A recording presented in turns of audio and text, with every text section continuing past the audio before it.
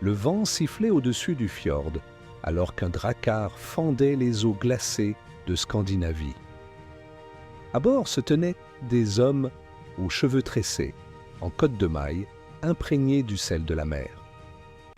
C'étaient des Vikings, non pas un peuple au sens strict, mais une manière de vivre, navigateurs, guerriers, fermiers et commerçants venus de Norvège, du Danemark et de Suède.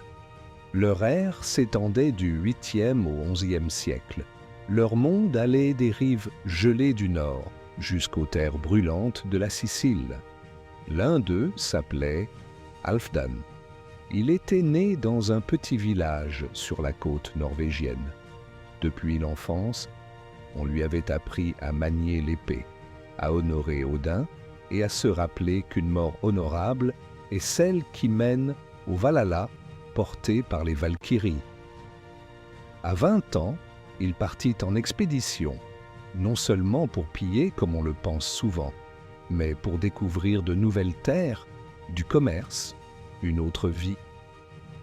Les Vikings étaient rarement de simples pillards, beaucoup étaient des explorateurs. Ils furent les premiers à atteindre l'Islande, le Groenland et même l'Amérique, près de 500 ans avant Christophe Colomb. Le fils d'Éric le Rouge, Leif Erikson, nomma cette terre Vinland. Halfdan vit Londres, incendiée mais jamais soumise.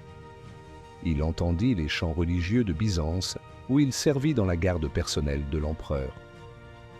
Il remonta la Volga, commerça avec les Arabes et les peuples russes, ramenant soie et argent. Car les Vikings avaient tissé un immense réseau commercial reliant la Scandinavie à Bagdad. Mais il croyait aussi en la magie. Halfdan portait un amulette gravé de runes et du marteau de Thor. Il savait que la mort pouvait surgir à tout moment, mais que s'il tombait l'arme à la main, son nom serait chanté dans les sagas.